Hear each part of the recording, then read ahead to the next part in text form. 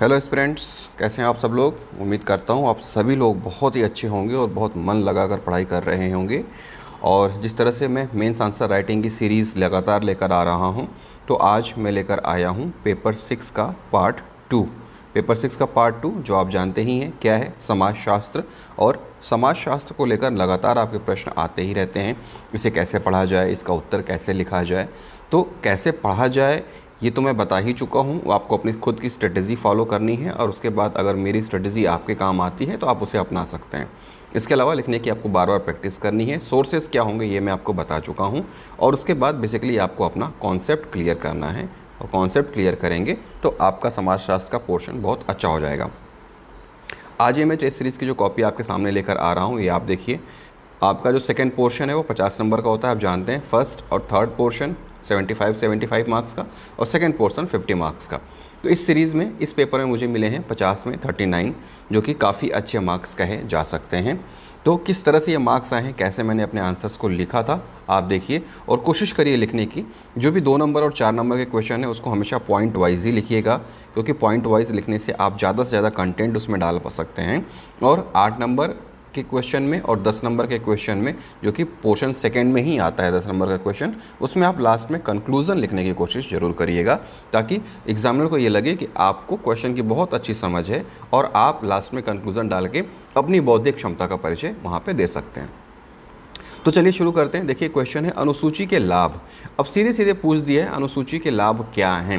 तो अब अगर आप इसे पैराग्राफ में लिखेंगे तो मुझे लगता है कि ज़्यादा से ज़्यादा कंटेंट आप नहीं दे पाएंगे। इसीलिए हमेशा 2 नंबर के क्वेश्चन को पॉइंट वाइज ही देना चाहिए, क्योंकि 4 लाइन रहती है। उन 4 लाइन में आप 4 पॉइंट आराम से दे सकते हैं। तो यहाँ पर मैंने देखिए 4 पॉइंट्स ही डाले हैं, और जो इम्पोर्टेंट कीवर्ड है उसको मैंने अंडरलाइन भी करा है, और मैंने एग्ज़ाम में भी ऐसे ही अंडरलाइन करा था। अनुसूची से विभिन्न पक्षों की व्यवस्थित सूची तैयार होती है। अनुसूची से भाषा अथवा शिक्षा का प्रभाव उत्तरदाता पर नहीं पड़ता है। अनुसूची में एक साथ अनेक प्रश्नों का समावेश होता है। प्रश्नकर्ता प्रत्यक्ष रूप से उत्तरदाता से जुड़ता है। और यहाँ पे 2 में मिले हैं 2। इस तरह से पॉइंट वाइज आप चीज़ों को डाल सकते हैं। अब आगे देखते हैं सामाजिक अनुसंधान के क्या उद्देश्य हैं। सामाजिक अनुसंधान के क्या उद्देश्य हैं, इसमें भी आपको पैराग्राफ या भूमिका बनाने की बिल्कुल भी ज़रूरत नहीं है। 2 नंबर के क्वेश्चन में तो आपको भूमिका बनानी ही नहीं है। ये तो 4 में से 2 लाइन तो आपके ऐसे ही ख़त्म हो जाएंगे। सीधे आप आंसर पे आ जाइए। प्रचलित एवं वर्तमान सिद्धांतों की पुनः परीक्षा करना सामाजिक अनुसंधान का उद्देश्य है। विशिष्ट समस्याओं का समाधान करना सामाजिक अनुसंधान का उद्देश्य है। इसके अलावा फिर आप धीरे धीरे अपने आंसर्स को ऐसे ही आगे बढ़ाते रहिए, ताकि आपका जो मेन पॉइंट है वो उसमें आता रहे। सामाजिक वास्तविकता का विशुद्ध ज्ञान प्राप्त करना और नवीन सिद्धांतों का विकास करना। क्वेश्चन पूछा है धर्म की अवधारणा क्या है। मैंने यहाँ पे लिखा है समाजशास्त्री हॉबल ने धर्म की परिभाषा दी है। एग्जामिनर का यहाँ पे टिप आ गया है कि सिर्फ हॉबल ने ही धर्म की परिभाषा नहीं दी है, इसलिए ऐसे शब्दों का इस्तेमाल न करें। यहाँ पे मुझे लिखना चाहिए था समाजशास्त्री हॉबल के अनुसार धर्म की परिभाषा निम्न है। इस तरह के वर्ड्स यूज़ करता तो ज़्यादा अच्छा था। मैंने क्या लिखा, समाजशास्त्री हॉबल ने धर्म की परिभाषा दी है। यहाँ पे मैंने अपने स्टेटमेंट को एक तरह से ब्लॉक कर दिया कि हॉबल ने ही धर्म की परिभाषा दी है। इसकी बजाय लिखना ये चाहिए था कि समाजशास्त्री हॉबल के अनुसार धर्म की परिभाषा ये है। ठीक है। हॉबल के अनुसार धर्म एक अलौकिक शक्ति है जिसका आधार भय, श्रद्धा, भक्ति व पवित्रता है। धर्म की अभिव्यक्ति पूजा, आराधना, विश्वास या अन्य रूप से की जाती है। तो चूंकि मैंने पहले लाइन में ही अपने क्वेश्चन को ब्लॉक कर दिया, अपना जो दायरा है वो सीमित कर दिया, इसलिए मुझे यहाँ पे 2 में सिर्फ 1 नंबर मिला है। आगे देखते हैं सामाजिक अंतःक्रिया की आवश्यकता क्यों है। सामाजिक अंतःक्रिया की आवश्यकता क्यों है। आंसर पॉइंट वाइज, क्योंकि कम शब्दों में ज़्यादा से ज़्यादा कंटेंट देना है। 2 या 2 से अधिक लोगों के बीच अंतःपूर्ण संपर्क स्थापित करने हेतु, अर्थपूर्ण संपर्क स्थापित करने हेतु। सामाजिक अंतःक्रिया से लोग कम या अधिक प्रभावित होते हैं। इससे प्रत्यक्ष अप्रत्यक्ष रूप से सामाजिकता को बढ़ावा मिलती है। उदाहरण सहयोग, प्रतिस्पर्धा, संघर्ष इत्यादि। तो इस तरह से पॉइंट वाइज आपको क्वेश्चंस के आंसर देने हैं। नेक्स्ट क्वेश्चन देखिए, समिति व समाज में अंतर। इस तरह के अंतर समाजशास्त्र में पूछता है, तो अलग अलग जो आपके वर्ड हैं उसमें अंतर आपको ध्यान से देख लेना चाहिए। अब समिति और समाज में अंतर पूछा हुआ है, तो समिति नियमों पर आधारित है, समाज व्यक्तियों के सामाजिक संबंध से इसका निर्माण होता है। व्यक्तियों का समूह है समिति, और जो समाज है वो सामाजिक संबंधों का एक जाल है। तो ये जो कंटेंट है ये आपको मिल जाएंगे जब आप किताबों को अच्छी तरह से पढ़ेंगे, उनको देखेंगे, समझेंगे, तो ये कॉन्सेप्ट आपका आराम से क्लियर हो जाएगा। समिति विचारपूर्वक स्थापना की जाती है और समाज जो है व्यक्तियों के आपसी संबंधों की स्थापना होती है। समिति में औपचारिक संबंध बनते हैं और समाज में अनौपचारिक संबंध स्थापित होते हैं। अब ये औपचारिक और अनौपचारिक क्या हैं, इनके मीनिंग्स आपको पता होने चाहिए। जब ये औपचारिक और अनौपचारिक के मीनिंग्स आपको पता रहेंगे तभी आपका कॉन्सेप्ट क्लियर होगा। औपचारिक और अनौपचारिक का मतलब है ऑफिशियल और अनऑफिशियल। एक तरह से इस तरह से जो है चीज़ें आप कर सकते हैं। तो इसको आपको समाजशास्त्र की भाषा और इसके अलावा आपका दर्शन की भाषा, यहाँ पे भाषा बहुत इंपॉर्टेंट है। समाजशास्त्र में अगर आप कॉमन लैंग्वेज का यूज़ करेंगे तो शायद आपके मार्क्स कट सकते हैं, इसलिए समाजशास्त्री भाषा का ही इस्तेमाल करिएगा। नेक्स्ट देखिए, समाजीकरण में शिक्षा की भूमिका। जो भी समाज है, समाज बदल रहा है, उस समाज के बदलने में समाजीकरण में शिक्षा की क्या भूमिका है। पॉइंट वाइज आंसर लिखा है मैंने, सीधे सीधे 4 पॉइंट और 2 में 2 नंबर मिले हैं। शिक्षा समाजीकरण में सीखने की प्रक्रिया को बढ़ावा देती है। देखिए मैंने अंडरलाइन भी करा हुआ है।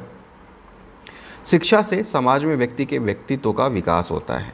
शिक्षा के माध्यम से ही व्यक्ति समाज का क्रियाशील सदस्य बनता है और शिक्षा व्यक्ति को समाज में अलग परिस्थिति एवं भूमिका प्रदान करती है। परिस्थिति का मतलब क्या होता है, स्टेटस, और भूमिका का मतलब क्या होता है, रोल। तो इन चीज़ों को आप अच्छे तरह से समझिएगा और तभी आप इसका इस्तेमाल कर पाएंगे। अब कुछ लोग पूछते हैं कि क्या हम इसमें इंग्लिश टर्म यूज़ कर सकते हैं। अगर आप हिंदी में लिख रहे हैं कि शिक्षा व्यक्ति को समाज में अलग स्टेटस प्रदान करता है, तो ये उतना अच्छा शब्द नहीं लगेगा, एवं अलग रोल प्रदान करता है, तो हिंदी के साथ आप ये शब्द नहीं बैठेंगे। लेकिन अगर वही आप परिस्थिति और भूमिका शब्द का इस्तेमाल करेंगे तो ये आपके हिंदी भाषा को जस्टिफाई करेगा, देवनागरी लिपि को जस्टिफाई करेगा। तो कोशिश करिए जिस भी लैंग्वेज में है उसी लैंग्वेज के वर्ड को आप इस्तेमाल करिए। आगे बढ़ते हैं। सामाजिक नियंत्रण की अवधारणा, कोई 4 बिंदु। अब देखिए 4 नंबर का क्वेश्चन है, सीधे 4 बिंदु ही पूछ दिया है, तो आपको तो लिखने ही 4 बिंदु है पॉइंट वाइज में। इसमें तो आप पैराग्राफ में जा ही नहीं सकते। यहाँ पे मैंने एक्स्ट्रा चीज़ ये किया है कि सामाजिक नियंत्रण के साधन का एक छोटा सा डायग्राम भी बना दिया है कि जो सामाजिक नियंत्रण है उसमें क्या क्या होता है। ठीक है, प्रथा, परंपरा, विधि, दंड, पुरस्कार और लोकाचार। इसके अलावा जो आवश्यकता है वहाँ पे 4 पॉइंट में मैंने यहाँ पे बता दिया है कि सामाजिक नियंत्रण से व्यक्ति अपनी परंपराओं का समुचित रूप से निर्वहन करता है, इसलिए सामाजिक नियंत्रण की आवश्यकता है। सामाजिक नियंत्रण संघर्ष एवं प्रतिस्पर्धा का भाव जागृत करता है। अब संघर्ष और प्रतिस्पर्धा यहाँ नेगेटिव मायने में नहीं है बल्कि पॉजिटिव मायने में है। संघर्ष का मतलब ये है कि आपकी परिस्थिति चाहे जैसी भी हो, लेकिन आपको आगे बढ़ना है, आपके अंदर वो जिजीविसा है आगे बढ़ने की, तो भले ही आप कैसे भी कंडीशन में हैं आप आगे बढ़ेंगे। प्रतिस्पर्धा का मतलब क्या है, मैं आपको प्रत्यक्ष रूप से नहीं जानता, आप भी मुझे नहीं जानते हैं, लेकिन हम दोनों अगर पीएससी की तैयारी कर रहे हैं तो मेरे और आपके बीच प्रतिस्पर्धा है। तो यही है सामाजिक नियंत्रण। इस तरह से हम प्रतिस्पर्धा करते हैं और हम में से जो योग्य रहता है आखिरकार वो कुर्सी ले लेता है। तो इस तरह से ये सामाजिक नियंत्रण है जिसमें प्रतिस्पर्धा होने के बाद भी कोई एक दूसरे से मनमुटाव नहीं रखता है। तो ये सब कॉन्सेप्ट आपको समझना पड़ेगा एग्जाम्पल के तौर पे, तो उसके बाद फिर आपको ये सब्जेक्ट आसान लगने लगेगा। तीसरा पॉइंट देखिए, इससे व्यक्ति प्रथाओं एवं रीतियों का पालन करता है। चौथा, सामाजिक नियंत्रण से व्यक्ति का समुचित विकास होता है और उसकी बेहतर भूमिका तय होती है। ये है सामाजिक नियंत्रण की आवश्यकता, इसीलिए सामाजिक नियंत्रण बहुत ही जरूरी है। ठीक है, नेक्स्ट क्वेश्चन की तरफ बढ़ते हैं और देखते हैं क्या कुछ है नेक्स्ट क्वेश्चन में। क्वेश्चन है कि वर्ग सामाजिक स्तरीकरण का एक साधन है, समझाइए। वर्ग सामाजिक स्तरीकरण का एक साधन है, समझाइए। ये आपको समझाना है कि वर्ग जो है वो सामाजिक स्तरीकरण का एक साधन है। अब यहाँ पे देखिए मैंने सामाजिक स्तरीकरण के प्रकार पहले बता दिया है, दास, जागीर, जाति और वर्ग। तो ये जो वर्ग है वो सामाजिक स्तरीकरण का ही एक प्रकार है, इससे ये तय हो गया इस डायग्राम से। अब उसके बाद मैंने यहाँ पे समझा दिया है कि क्यों वर्ग सामाजिक स्तरीकरण का एक साधन है और 4 में 3 नंबर मिले हैं। देखिए, सामाजिक स्तरण व्यक्ति तथा समाज को नियंत्रित करने का एक माध्यम है जिसका एक प्रकार वर्ग भी है। ठीक है, और वो इस फ्लो चार्ट से समझ में आ गया। सामाजिक स्तरीकरण संघर्षों से रक्षा करता है, उसी प्रकार वर्ग भी अपनी सदस्यता तथा पेशा स्वयं तय करता है। वर्ग भी अपनी सदस्यता तथा पेशा स्वयं तय करता है। हालांकि देखिए आज के वर्ग में ये ऐसा नहीं है कि लोहार का बेटा लोहार ही बनेगा, डॉक्टर का बेटा डॉक्टर ही बनेगा, लेकिन मैक्सिमम जगहों पे ऐसा होता ही है। आज भी गांव में अगर एक लोहार है तो उसका बेटा अपने पिता के ही काम को आगे बढ़ाता रहता है। गांव में अगर कोई किसान है तो उसका मैक्सिमम जो है उनके अगली पीढ़ी वाले किसानी खेती ही करते हैं। तो यही है वर्ग, ठीक है। तो कुछ ऐसे वर्ग होते हैं, जैसे कि हम छत्तीसगढ़ के अगर ट्राइब्स की बात करें तो हम बोलते हैं ना कि जो कोल जनजाति है उसका काम क्या है, ठीक है, जो दूसरी जनजाति है उनका काम क्या है, हम पढ़ते भी हैं और याद भी करते हैं। तो वही है वर्ग कि वो उस काम के लिए तैयार रहते हैं, ठीक है। जैसे कि अघरिया लोहे का काम करते हैं, वो वैसे ही तो एक वर्ग हो गया, और ये वर्ग सामाजिक स्तरीकरण को बताता है। नेक्स्ट, इसी प्रकार स्पष्ट है कि सामाजिक स्तरीकरण का ही एक साधन है वर्ग, ऐसे आपको समझाना है। अब नेक्स्ट क्वेश्चन देखिए, जाति तथा वर्ग में अंतर पूछ दिया। मैंने अभी आपको कहा कि अंतर आपको पढ़ना ही है, क्योंकि अंतर सीधे सीधे पूछ देता है, और 4 नंबर में अंतर पूछेगा तो आपको अच्छे से उसको डिस्क्राइब करना है। यहाँ पे मैंने देखिए सबसे पहले एक विषय वस्तु बताई, और विषय वस्तु को मैंने 6 पॉइंट्स में बांटा। क्या? आधार, स्वरूप, खानपान, सदस्यता, विवाह और पेशा। अब उसके बाद इसी आधार पर मैंने जाति और वर्ग में अंतर बताया। आधार, जाति का आधार क्या है? जन्म है। वर्ग का आधार क्या है? गुण एवं क्षमता। इस तरह से जब आप बांट के पढ़ेंगे तो आपको जाति और वर्ग याद तो हो ही जाएगा, आप अंतर भी बता लेंगे, और इसके अलावा आप अलग से इसके आंसर्स को भी लिख सकते हैं 4 नंबर में आए तो। क्यों? क्योंकि आपके पास 6 पॉइंट्स हैं, आप 8 नंबर का क्वेश्चन लिख सकते हैं। स्वरूप, जाति एक बंद व्यवस्था है और वर्ग में खुलापन पाया जाता है। खानपान, जाति में प्रतिबंधित व्यवस्था है और वर्ग में कोई बाध्यता नहीं होती। सदस्यता प्रदत्त होती है और वर्ग में अर्जित सदस्यता होती है। विवाह अंतर्विवाह होता है और वर्ग में कोई बाध्यता नहीं है। पेशा अधिक स्थिर है जाति में और वर्ग में परिवर्तनशील है, ठीक है। तो इस तरह से आप अंतर लिखिए, यहाँ पे 4 में 3 मार्क्स मिले हैं। आगे क्वेश्चन देखें 8 नंबर का, जनरीति क्या है? जनरीति और लोकाचार से किस तरह से भिन्न है? जनरीति क्या है? जनरीति लोकाचार से किस तरह से भिन्न है? देखिए अब यहाँ पे 2 क्वेश्चन है, आपको समझना होगा। एक तो जनरीति क्या है, सीधे सीधे इसने पूछ दिया है, उसके बाद जनरीति लोकाचार से किस तरह से भिन्न है। तो अगर 10 लाइन का क्वेश्चन है तो आपको 3 लाइन में जनरीति बताना है या 4 लाइन में जनरीति बताना है, और बाकी के 6 लाइन में आपको लोकाचार से किस तरह से भिन्न है ये बताना है। इस तरह से आपको क्वेश्चन के एडवांटेज को समझना है और उसको बांटना है। तो सबसे पहले जनरीति वो विधियाँ होती हैं जिन्हें समाज में स्वीकृति प्राप्त होती है। जनरीति समाज में व्यवहार करने की स्वीकृत एवं मान्यता प्राप्त विधि है। तो यहाँ पे मैंने जनरीति की डिफिनीशन बता दी और क्लियर कर दिया कि जनरीति क्या होती है, इससे चीज़ें समझ में आ गई। अब उसके बाद जनरीति एवं लोकाचार में अंतर, भिन्नता, यहाँ पे मैंने अलग अलग हेडिंग्स का यूज़ किया है। परिवर्तन, स्वीकृति, प्रकृति, नियम, इन 4 हेडिंग्स में मैंने दोनों में भिन्नता बताई है। और लास्ट में देखिए कंक्लूजन, निष्कर्ष, जिसके बारे में मैं लगातार आपसे बात करते रहता हूँ। परिवर्तन, ठीक है, इसमें एक भिन्नता, स्वीकृति से भिन्नता, प्रकृति से भिन्नता और नियम, इन दोनों में जनरीति और लोकाचार में अलग अलग भिन्नता है। और उसके बाद निष्कर्ष, जनरीतियाँ ही आगे चलकर लोकाचार का रूप धारण कर लेती हैं। लोकाचार में समूह कल्याण के साथ दंड का भी प्रावधान होता है। ये मैंने कंक्लूज़न डाल दिया जिससे एग्जामिनर को ये समझ में आ जाए कि मेरे को दोनों के बीच का जो अंतर है वो तो पता ही है और मेरा कॉन्सेप्ट भी क्लियर है, ठीक है। एक बार ये पढ़ के भी बता देता हूँ आपको। परिवर्तन, जनरीतियाँ समाज में तेज़ी से परिवर्तित होती रहती हैं लेकिन लोकाचार धीमी गति से परिवर्तित होता है। स्वीकृति, समाज में जनरीतियों की स्वीकृति सीमित दायरे में होती है लेकिन लोकाचार की स्वीकृति व्यापक रूप से होती है। प्रकृति, जनरीतियाँ वैकल्पिक प्रकृति की होती हैं जबकि लोकाचार की प्रकृति सार्वजनिक होती है। और नियम, जनरीतियाँ समाज में सामान्य नियमों के साथ संचालित होती हैं जबकि लोकाचार के नियम कठोर होते हैं, ठीक है। इसीलिए इस लोकाचार में क्या है कि दंड का भी प्रावधान होता है। यहाँ पे 8 में 6 नंबर। नेक्स्ट क्वेश्चन, सामाजिक प्रक्रिया क्या है उसके बारे में बताएं। सामाजिक प्रक्रिया के बारे में बताना है, उसके बारे में वर्णन अलग से करना है। फिर से क्वेश्चन 2 पार्ट में टूटा हुआ है, आपको क्वेश्चन को 2 पार्ट में तोड़ के ही लिखना है। सबसे पहले मैंने सामाजिक प्रक्रिया की हेडिंग डाली। सामाजिक प्रक्रिया समाज में व्यक्तियों के बीच होने वाली अंतःक्रिया, संबंधों में निरंतरता तथा निश्चित परिणाम से उत्पन्न होती हैं। इसी में सामाजिक प्रक्रिया में मैंने लिखा है, सामाजिक प्रक्रिया के माध्यम से व्यक्ति में आप अपनी परिस्थिति एवं भूमिका को बेहतर करने की संभावनाएं उत्पन्न होती हैं। अब ये पहला पोर्शन हो गया, सामाजिक प्रक्रिया क्या है। अब नेक्स्ट पोर्शन उसके बारे में वर्णन करें तो देखिए फिर से मैंने यहाँ पे हेडिंग डाली है सामाजिक प्रक्रिया के रूप में ये निम्न है। यहाँ पे मैंने एक छोटी सी हेडिंग डाली है ताकि यहाँ पे मेरा क्वेश्चन अलग से दिखने लगे। साथ में एक छोटा सा फ्लो चार्ट, सामाजिक प्रक्रिया के प्रकार, सहयोग, प्रतिस्पर्धा और संघर्ष, जिसको कि आप अच्छे से पढ़ेंगे और नहीं पढ़ा है तो पढ़िएगा क्योंकि एग्ज़ाम इसके आने के चांसेस बहुत रहते हैं। ठीक है, अब क्वेश्चन का दूसरा पॉइंट, यहाँ पे भी मैंने देखिए हेडिंग डाली सहयोग, प्रतिस्पर्धा और संघर्ष और उसके बारे में लिख दिया और लास्ट में निष्कर्ष लिखा है सामाजिक प्रक्रिया व्यक्ति के प्रतिस्पर्धा हेतु एक अनिवार्य घटक है। सहयोग, प्रतिस्पर्धा, संघर्ष तो आपने पढ़ा ही है। आपको समाजशास्त्रियों के नाम लिखने ही हैं कि संघर्ष का प्रतिपादन किसने किया, तो किंग्सले डेविड के अनुसार, ठीक है, बोगार्ड्स के अनुसार प्रतिस्पर्धा और सहयोग जो है सदरलैंड। ये चीज़ें आपको याद करनी पड़ेंगी और ये चीज़ें जब आप लिखेंगे तो आपके मार्क्स बढ़ेंगे। जैसे मुझे यहाँ पे 8 में 6 मार्क्स मिले हैं। अब आते हैं हम अपने लास्ट क्वेश्चन की तरफ जो 10 नंबर का क्वेश्चन होता है। पार्ट 2 में हमेशा 10 नंबर का क्वेश्चन होता है जिसमें ऑप्शन करके 2 क्वेश्चन दिए रहते हैं। इसमें आपको कोई भी एक करना रहता है। भारतीय सामाजिक समस्याओं को दूर करने के उपाय और दूसरा है रॉबर्ट मर्टन के नियमहीनता की अवधारणा को बताइए। तो रॉबर्ट मर्टन के नियमहीनता की अवधारणा मुझे बहुत अच्छी तरीके से याद था, इसलिए मैंने इस क्वेश्चन को अटेम्प्ट किया है। सबसे पहले रॉबर्ट मर्टन की नियमहीनता होती क्या है? जब व्यक्तियों के सांस्कृतिक लक्ष्यों एवं संस्थागत साधनों के बीच सामंजस्य का अभाव उत्पन्न हो जाए तो यही स्थिति नियमहीनता कहलाती है। सामंजस्य का अभाव व्यक्ति को संघर्ष की तरफ ले जाता है।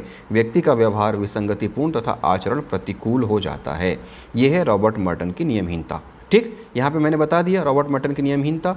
अब मैंने ये बताया कि नियमहीनता के अंतर्गत क्या क्या होता है। एक छोटा सा फ्लोचार्ट बनाया है। आदर्श प्रतिमानों का अभाव हो जाता है, नैतिक शून्यता की स्थिति हो जाती है, अव्यवस्था की स्थिति होती है और व्यवहार में अनिश्चितता होती है। अब क्वेश्चन का लास्ट पोर्शन देखिए, अवधारणा को बताइए।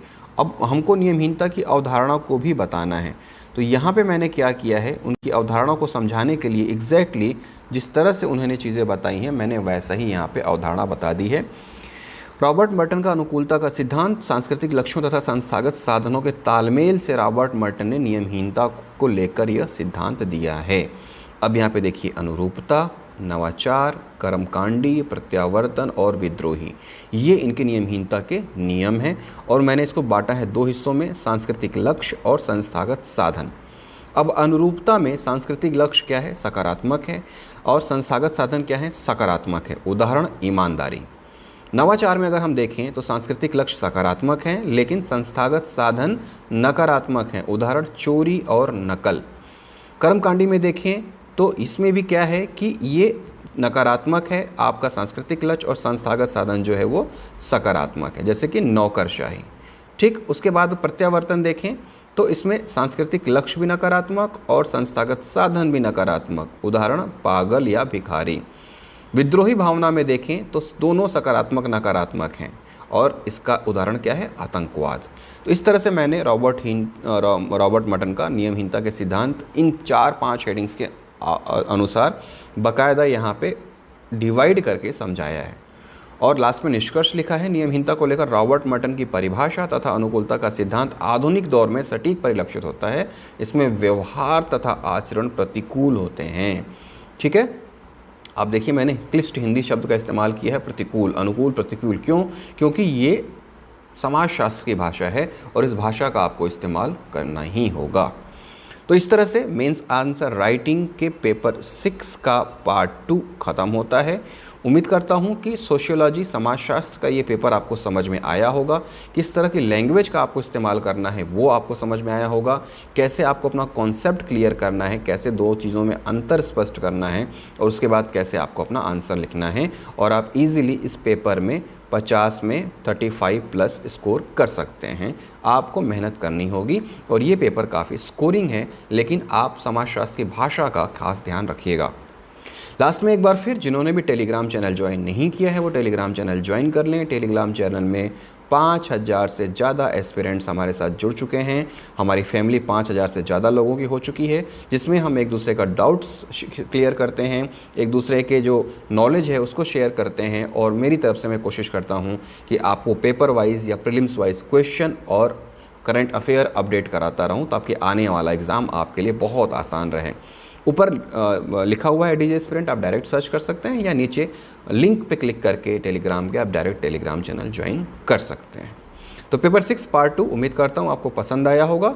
आप कोशिश करिए इन चीज़ों को देखकर अपनी खुद की स्ट्रेटजी फॉलो करने की और ज़्यादा से ज़्यादा प्रैक्टिस करिए ताकि आपका आंसर राइटिंग स्किल निखर सके। और याद रखिए, ज्ञान सबके पास होता है, लेकिन आगे वही बढ़ता है जो एग्ज़ाम के 3 घंटे में उस ज्ञान को कॉपी पे डाल पाता है। अगर आप नहीं लिख पाए, ज्ञान बहुत है, तो फिर उसका कोई मतलब नहीं है। फिर मिलूँगा नेक्स्ट वीडियो के साथ। जय हिंद।